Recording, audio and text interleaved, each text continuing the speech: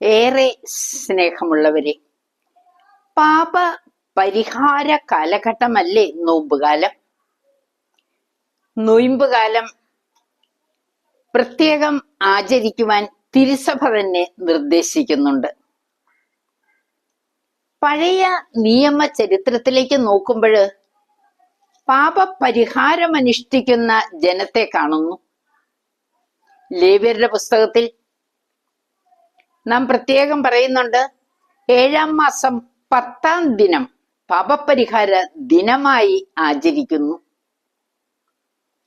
ദാവീദ് പാപപരിഹാരം ചെയ്തില്ലേ? പുതിയ നിയമ ചരിത്രത്തിൽ നാം കാണുന്നത് എന്തൊക്കെയാണ്? ലൂക്കാസ് സുവിശേഷകൻ പാപപരിഹാരത്തിന്റെ അനേക രംഗങ്ങൾ വരച്ചു കാട്ടുന്നുണ്ട്. സഖ്യവൂസ് 19-ാം അധ്യായത്തിലാണ് പാപപരിഹാരം അനുഷ്ഠിക്കുന്ന വിധം പ്രത്യേകം എടുത്തു കാട്ടുന്നു. പാപിനി പാപപരിഹാരം അനുഷ്ഠിച്ചില്ലേ? ധനവാനും ലാസറും കൂടിയുള്ള ഉപമയില് ഇതാ പരിഹാരം അനുഷ്ഠിക്കാതിരുന്ന ഒരു മനുഷ്യന്റെ അധപ്പതനമല്ലേ ചിത്രീകരിക്കുന്നത്? പാപപരിഹാരം നമ്മുടെ ജീവിതത്തിലും ആവശ്യമാണ്.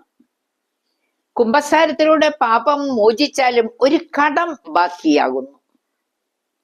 പെസഹ കാലത്ത് കുമ്പസാരിച്ച് വിശുദ്ധ കുർബാന സ്വീകരിക്കാൻ സഭ നിർദ്ദേശിക്കുന്നു.